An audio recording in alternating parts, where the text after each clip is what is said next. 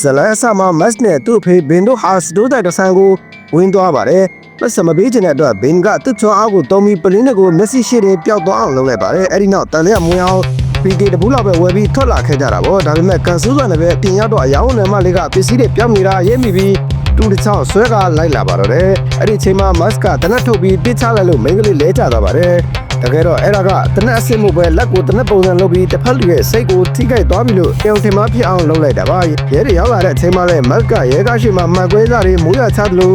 ဖန်တီးလိုက်လို့ရဲကားကြီးတိတ်မောက်သွားပါတယ်ဒီလိုနဲ့တားဖာနဲ့လွတ်မြောက်သွားကြပါတယ်မတ်တို့တားဖာကလူတွေနဲ့ဝေးရတဲမော့ပြကြီးတဲ့မှာပုံနေကြရတာပါမတ်ရဲ့ဆက်စနစ်ပြမွေးနေ့မှာဘင်ကကျုပ်ကျော်တပကံမွေးနေ့ကိတ်ဖြစ်လှုပ်ကြွေးခဲ့ပါတယ်မတ်ကဒီလိုပိုးချိုးကွယ်ချိုးဘွားကြီးကိုစိတ်ကုန်နေပြီးဗန်နမြတိုက်တထေးလုပ်ပြီးလွတ်လွတ်လပ်လပ်နေစင်နေပါပြီဒါပေမဲ့ဘင်ကလူမသိစင်နဲ့စွမ်းအားကိုကွန်ပျူတာစုအပေါ်မတုံးနဲ့ဆိုတဲ့စီကံတစ်ခုကိုထပ်ခါမာနေတတ်ပါတယ်ဒီနေ့မှာတော့မတ်တယောက်ဂိမ်းဆိုင်မှာရှိနေတော့လျှို့ဝှက်ဖွဲ့စည်းတစ်ခုရဲ့ဝင်ရောက်စီးနေတာကိုခံရရပါတယ်အဲ့ဒီဖွဲ့ကိုဦးဆောင်သူတာရာကမတ်ကိုဖမ်းပြီးတခွဲကတစ်ခုကိုခေါ်သွားခဲ့ပါတယ်စာရာပြောပြတာကကဘာပေါ်မှာဒီလိုစွမ်းအားရှိတဲ့အဖွဲ့အစည်းကစစ်ပွဲတွေစီးပွားရေးတွေနောက်ွယ်ကနေချဲလန်နေတဲ့မတ်စ်အဖေဘင်ကအဲ့ဒီလူဆိုးတွေစီကနေကလေးကိုခိုးပြလာတာဆိုပြီးဖွင့်ချလိုက်ပါတယ်တာရာကမတ်ကိုသူ့အဖေဘင်ရဲ့စိတ်ထဲဝင်ကြည့်ခိုင်းလိုက်တဲ့အခါမှာတော့ဘင်ဟာသူ့အဖေရေးမဟုတ်မှသိလိုက်ရပြီးအတိတ်တုန်းကတခွဲကကလေးတယောက်ကိုပွေးချပြီးထွက်ပြေးလာတဲ့ပေါ်ရီတွေကိုမြင်လိုက်ရပါတယ်ဒီချက်က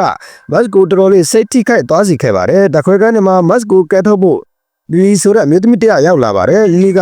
တိုက်ခိုက်ရန်ကောင်းပြီးလုံခြုံရေးတွေကိုတယောက်တည်းမောက်နိုင်သူပါသူတို့နှစ်ယောက်ထွက်ပြေးလမ်းမှာတန်းစင်တွဲလာကြပါတယ်တညမှာသူတို့ပုံနေတဲ့တိုက်ခန်းစီကိုဂျက်လို့ခေါ်တဲ့ဒုတိယရောက်လာပါတယ်မတ်ကခက်ချင်းမဲ့အခန်းကိုလူမနေတဲ့အိမ်ပြကြီးအဖြစ်ဖန်တီးပြီးလဲစားလိုက်ပါတယ်ဒါပေမဲ့ဂျတ်ကအခန်းထဲဝင်လာပြီးမန်ကိုကြည့်ရတဲ့အခါသူ့ပုံရိပ်ပေါ်မီတာကိုသတိထားမိသွားပါတယ်တော့အားတွေကမန်တွေကပုံရိပ်ကိုတော့မပြုတ်ပြနိုင်ဘူးဆိုပြီးဂျတ်ကမတ်ကိုပြန်ပညာပေးလိုက်ပါတယ်တကယ်တော့ဒီဂျတ်ဆိုတဲ့လူကမတ်ရဲ့အဖေရင်းဖြစ်ပြီးမတ်ကအများကြီးပိုးစွမ်းတဲ့စိတ်ထိန်ချုပ်နိုင်သူတယောက်ပါဂျက်ကသူတို့မိသားစုရဲ့တမန်ညကိုပြောပြပါတယ်1950ပြည့်နှစ်တွေတုန်းကစီးကာလလက်နက်အဖြစ်ဘူတန်တွေကိုဖန်တီးခဲ့တာပါနောက်ပိုင်းမှာအကောင်လုံးကိုတုတ်တင်ရှင်းလင်းခဲ့ပေမဲ့ဂျက်ကလူတို့ခေါ်တဲ့တတိယမြောက်စွမ်းအားမိုက်ကိုဆိုးကိုရရှိလွတ်မြောက်ခဲ့တာဖြစ်ပါတယ်ပြဿနာကဂျက်ဟာစွမ်းအားရှင်ဖော်မြူလာကိုလိုချင်နေရပါသူ့မိမကဒီဖော်မြူလာလျှို့ဝှက်ချက်ကိုအားဖြစ်သူမတ်ရဲ့စိတ်ထဲမှာကလေးကစားစရာတောင်းလေးတွေပုံစံနဲ့လျှို့ဝှက်သိမ်းဆည်းထားခဲ့တာပါအတိတ်တုန်းကဂျက်ကဒီအချက်ကိုနိုင်ထုတ်ဖို့ကြိုးစားရင်မတ်ရဲ့အမေတိတ်ဆုံးသွားခဲ့ရတာပါဒီမှန်တရားတွေကိုသိလိုက်ရတဲ့မတ်ဟာဒေါသအကြီးကျယ်ထွက်လာပြီးသူ့ရဲ့တတိယမြောက်စွမ်းအားဖြစ်တဲ့မိုက်ကိုတို့စွမ်းအားနိုးထလာပါတော့တယ်မတ်ကဒေါသတကြီးနဲ့စစ်သားတွေကိုအချင်းချင်းပြန်ပစ်ခမ်းပြီးတောင်းညံ့ပါတော့တယ်အဲ့ဒီအချိန်မှာမွေးစားအဖေဘင်းရောက်လာပြီးမတ်ကိုတားဖို့ကြိုးစားခဲ့ပေမဲ့ရက်ဆက်တဲ့ဂျက်က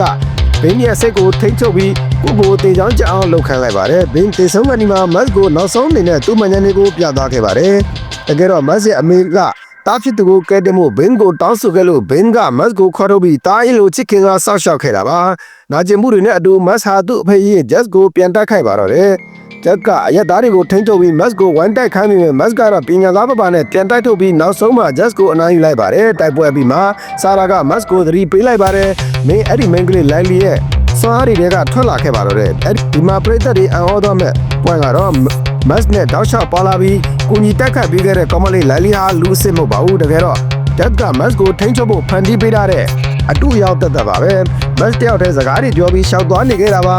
ဒါပေမဲ့မတ်ကတော့အမှန်တရားကိုလက်မခံနိုင်ပါဘူးသူ့အဖေရင်ကိုတက်ပြီးတဲ့အထိလိုက်လီကိုမဖြောက်ပစ်ပဲဆက်လက်ထိန်းသိမ်းဖို့ဆုံးဖြတ်လိုက်ပါတယ်ဇက်သိမ်းမှာတော့မတ်ဟာဆာရာတို့အဖွဲ့အစည်းနဲ့လည်းမပတ်သက်တော့ပဲမွေးစားဖေးဘင်းပေးခဲ့တဲ့စာအုပ်လေးကိုကန်ရင်